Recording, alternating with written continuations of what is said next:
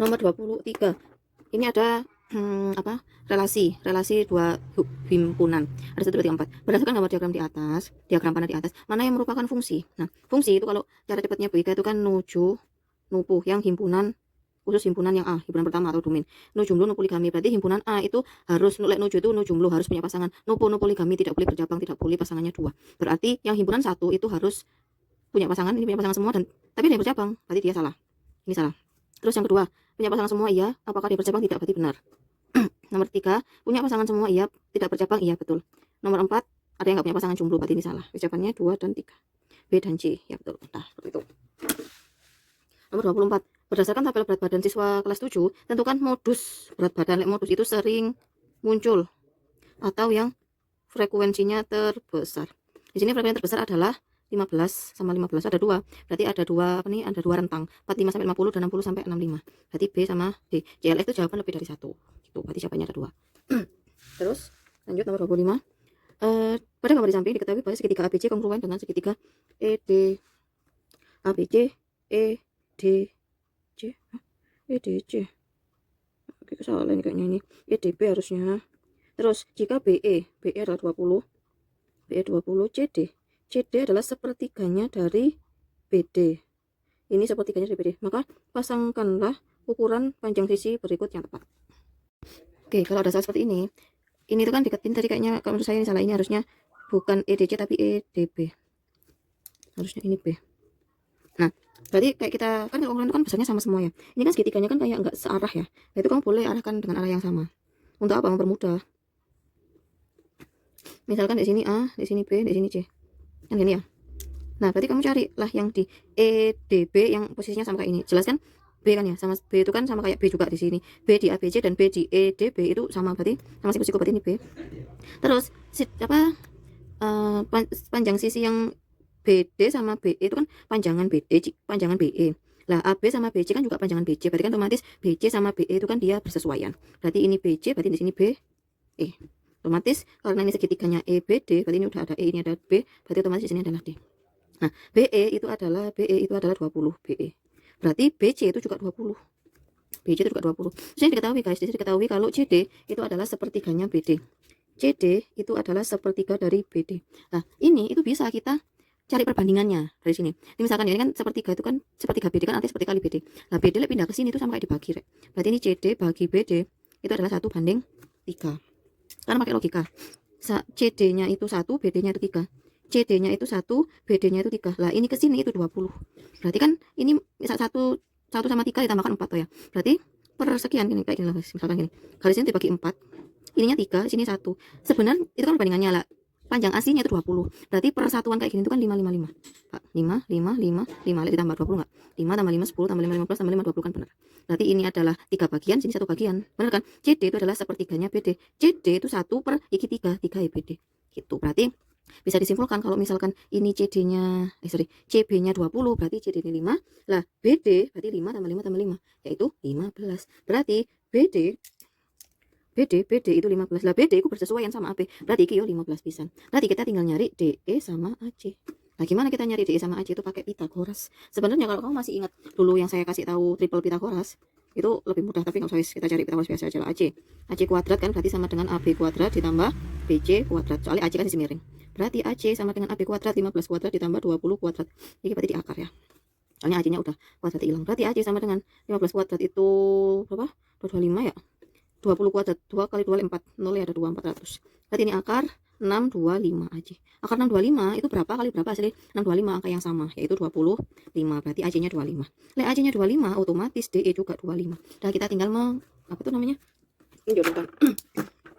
Berarti AB 15, AC 25, DE juga 25. Ya wis, mari. Selesai. Itu jawabannya. Oke, lanjut. Soal berikutnya. Ini soalnya mencar-mencar ya, saya ambilkan soal yang menurut saya mudah dulu. Ini juga tentang peluang. Cuma kayak konsep dasarnya aja. Jadi, peluang kejadian itu jawabannya itu bisa kita nilainya suatu peluang itu kita bisa tentukan. Karena nilai peluang suatu kejadian itu nilainya itu kisaran 0 sampai 1. Jadi dia itu mesti desimal atau pecahan ya. Jadi kalau misalkan peluang kejadian lebih dari 1 itu nggak mungkin. Kejadian peluangnya negatif itu nggak mungkin. Jadi peluang kejadian itu antara 0 sampai 1. Nah ini kan tentang nilai peluang dimulai dari 0 sampai 1, betul. Peluang suatu kejadian yang tidak mungkin. Nah ini peluang 0 itu kalau apa? Kalau tidak mungkin terjadi. Mungkin terjadi. Terus kalau pula peluang yang paling besar itu berarti peluang yang pasti terjadi. Pasti terjadi. Contohnya peluang sing nilai sing nggak mungkin. Contoh yang nggak mungkin itu adalah peluang peluang laki-laki hamil. Peluang laki-laki hamil kan tidak mungkin ya. Laki-laki tulen loh ya, laki-laki tulen yang hamil itu kan tidak mungkin. Berarti peluang laki-laki hamil itu adalah 0. Nah, peluang yang pasti terjadi itu apa contohnya? Contohnya adalah peluang manusia mati. Itu kan pasti terjadi, cuma nggak tahu kapan. Peluang suatu manusia meninggal dunia gitu. Jadi intinya peluang itu nilainya antara 0 sampai 1. Yang tidak mungkin terjadi peluangnya 0. Yang pasti terjadi peluangnya 1. Berarti di sini tentang 0 sampai 1 betul. Peluang kejadian yang tidak mungkin terjadi 0 betul. Peluang kejadian yang tidak mungkin terjadi 10 salah. Kemungkinan mamalia bertelur adalah 1. Mamalia bertelur. Mamalia itu kan hewan yang melahirkan toh. Jadi namanya mamalia. Nah ini bertelur. Nilainya 1. 1 kan pasti terjadi. Berarti kan salah. Harusnya peluang mamalia bertelur adalah 0. Itu yang betul seperti itu. Lanjut. Soal nomor ini. Dari sifat-sifat segi 4 di bawah ini mana yang merupakan sifat persegi panjang? Persegi panjang itu punya dua pasang sisi yang sama panjang, atas bawah kanan kiri itu besarnya panjangnya sama, terus sudutnya juga sama semua, dia siku-siku semua. Berarti A, dua pasang sisinya sejajar, dua pasang benar, pasangan pertama pasangan yang kedua, berarti ini benar. Memiliki diagonal yang sama panjang, ya diagonal itu yang ini. Diagonal itu titik yang berhadapan dipertemukan. Nah, dua diagonalnya otomatis sama panjang, itu betul. Terus kedua diagonalnya berpotongan tegak lurus. Tegak lurus itu artinya adalah sudutnya siku-siku atas 90 derajat. Salah. Ini dia nggak 90 derajat. Ini salah. Keempat sudutnya sama besar. Iya, sama-sama 90 derajat. Iya, berarti jawabannya adalah AC sama AB sama D. ABD. Oke, berikutnya soal nomor 27. Mohon maaf, sebenarnya tadi sudah saya rekam cuma rusak videonya. Jadi di nomor soal nomor 27 itu terkait gradien sama persamaan garis lurus. Jadi diketahui suatu gambar ada sumbu X, ada sumbu Y, terus terdiri dari dua garis yang saling berpotongan tegak lurus. Tegak lurus itu berarti membentuk 90 derajat. Nah, di sini disuruh menentukan pernyataannya benar atau salah terkait gradien dan persamaan garis. Nah, ini sebenarnya ada cara cepatnya yang sudah pernah saya jelaskan di catatan. Jadi kalau ada suatu gambar, terus ada garis yang memotong sumbu X dan sumbu Y di titik. Di sini kalau di sumbu X-nya B, berarti B,0, dan di sini berarti 0,A. Sebenarnya ada cara cepatnya untuk cari gradien. Gradien berarti M itu adalah min A per B. Berarti A itu adalah titik yang memotong sumbu Y di titik 0,A. Terus B itu adalah yang memotong sumbu X di titik B,0. Itu udah cepatnya. Terus kalau persamaan garis lurusnya, ini cara cepatnya juga. AX plus BY sama dengan A kali B. A itu adalah titik yang memotong sumbu Y ditemani X, jadi kayak dibaliknya gitu, kebalikannya gitu. AX, B kan di sumbu X, berarti temani Y, BY sama dengan A kali B. Nanti AB nya itu berupa angka. Langsung saja. Di gambar ini, garis yang memotong sumbu X dan sumbu Y kedua-duanya itu kan garis G. Memotong sumbu Y di 3, memotong sumbu X di 4. Berarti kita bisa nyari si gradiennya si G. Gradiennya G, nah ini coba, gradien adalah min A per B. Berarti MG itu adalah min A per B. Min A itu adalah yang melewati Y, berarti 3. 3 per B, berarti yang melewati X, berarti 4. Berarti MG itu min 4 per 3, betul ya. Ya. Terus kita mau nyari MH, gradiennya H. H sama G itu kan tegak lurus. Berarti kalau suatu garis itu tegak lurus, berarti M1 dikali M2 sama dengan min 1.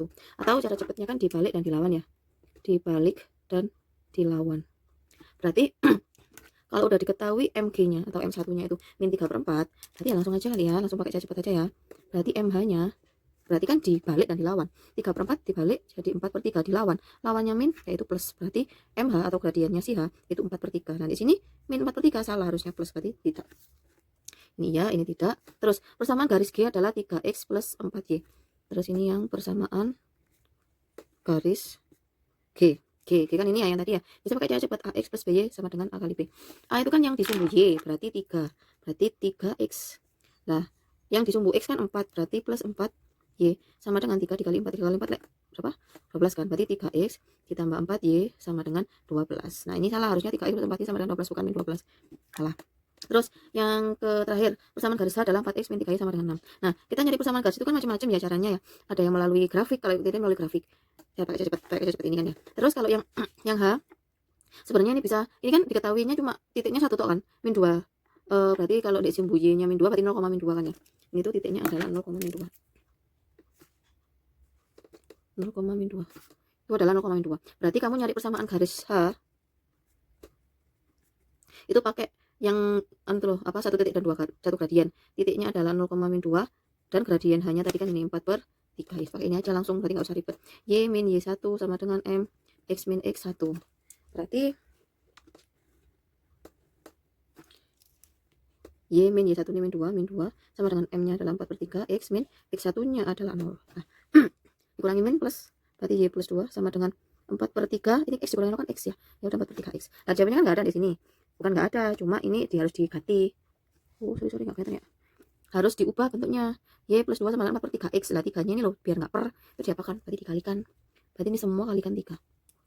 Berarti 3 dikali Y, 3Y. 2 dikali 3, 6.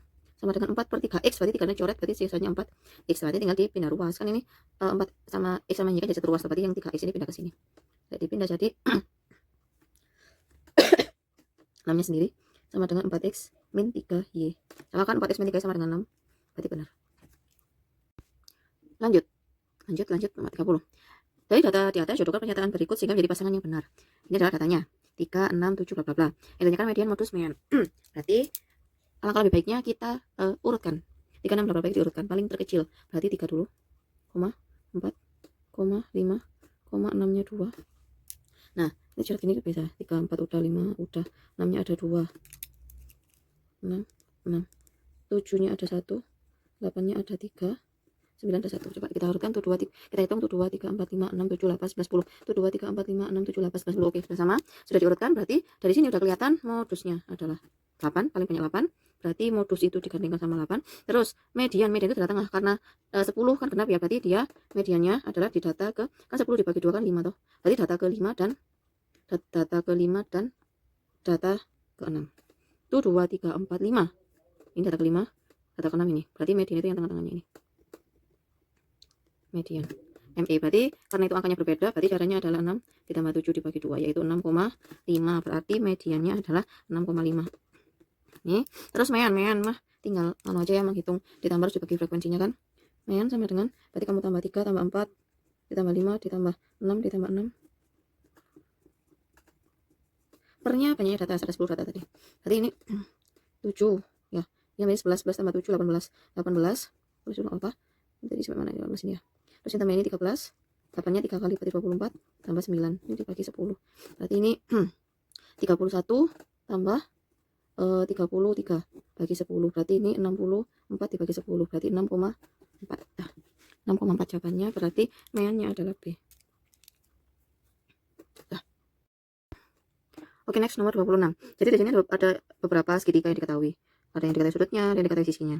Terus di sini jika Adnan ingin mengelompokkan pasangan segitiga yang kongruen tadi, ciri-cirinya adalah sudutnya sama, sisinya sama. Nah, untuk menentukan dia dua segitiga itu kongruen atau enggak, itu harus ada beberapa pembuktian. Nah, pembuktiannya itu macam-macam. Ada yang dilihat dari semua sisinya, ada yang dilihat dari sisi sudutnya atau sudut sisi dan lain-lainnya. Itu kalau kamu mau lengkap coba lihat di googling ya, ada beberapa syarat kedua segitiga itu kongruen. Nah, di soal ini itu Adnan itu ingin mengelompokkan pasangan segitiga yang kongruen dengan aturan kekongruenan. Aturannya nanti coba dicek ya di Google. Nah, ini jodohkan pasangan segitiga yang kongruen di kolom A dengan aturan kekongruenan segitiga yang sesuai dengan aturan kekongruenan segitiga di kolom B. Intinya kolom A sama kolom B itu dicocokkan.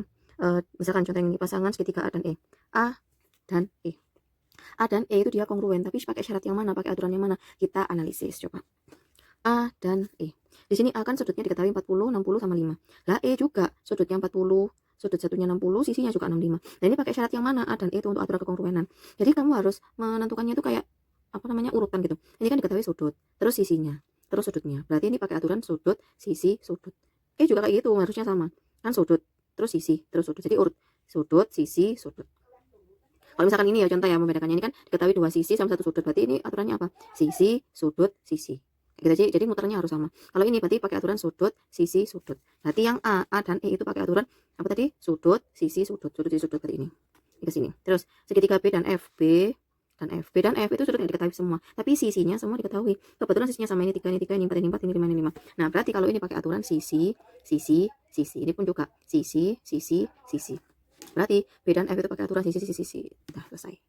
Nah, menyambung dengan soal yang tadi, aturan kekongruenan, ini juga ada soal yang syarat bangun kekongruenan. Ada suatu bangun trapesium. Trapesium ini disuruh menentukan si pernyataan-pernyataannya. Lihat trapezium ini kan dia terdiri dari beberapa segitiga ya. Ada segitiga POQ, ROS, PSR, QSR dan lain-lainnya. Nah, ini kamu suruh nyari segitiga yang kongruen dan aturannya. Coba pernyataan pertama. Sudut PRS dan QSR. PRS dan QSR. Lek bingung guys, itu kamu gambar. Berarti kan gini sama gini kan. Berarti ini adalah PRS kan, RSQ SR. Ini terus dua segitiga yang kongruen katanya dengan aturan, dengan kriteria sisi, sudut, sisi. Apakah benar? Kita lihat PSR ini kan SR sama SR jelas sama. Terus SQ sama RP itu juga sama sisinya kan, ini sisinya sama, ini juga sama. Berarti ini juga sama. Ini sama itu. Terus apalagi yang diketahui sama sudut jelas. Kenapa kok ini sudut ini sama kayak sudut ini? Ini kan segitiga sama kaki. Kaki E sama, berarti sudut T sama. Ini pakai syarat ketentuannya segitiga sama kaki. Berarti ini sudutnya juga sama R sama S. R sama S. Sorry. Ini sama ini. Nah, ini kan urut ya. Sisi, sudut, sisi. Sisi, sudut, sisi. Berarti ini pakai kriteria sisi, sudut, sisi. Benar. Terus POS dan QOR. POS dan QOR. Oke, kita pakai ini aja ya di sini ayo. Ini bingung gambar gini. Iki S O P R O Q. SO sama RO sama. Terus karena ini bertolak belakang otomatis sudutnya sama. Ini sama. Terus OP sudutnya juga sama. Berarti ini sudut sisi, sudut, sisi. Sisi, sudut, sisi. Sisi, sudut, sisi. Berarti benar. Terus POQ dan ROS. POQ dan ROS. Nah, dari sini jelas beda. POQ ROS itu kan besaran POQ ya. Berarti kan dia enggak kok kongruan kan harusnya sama semua. Salah. Terus PRQ dan PRS. PRS. Nah, gila misalkan ya, coba kita tambah POQ. Gini. POQ. PRQ gini. PR iki. Lah PRS gini PRS. Nah, dari bentuknya aja kayak udah beda tuh. Dari bentuknya aja udah beda, iki jelas bukan kongruen, berarti ini salah. Seperti itu.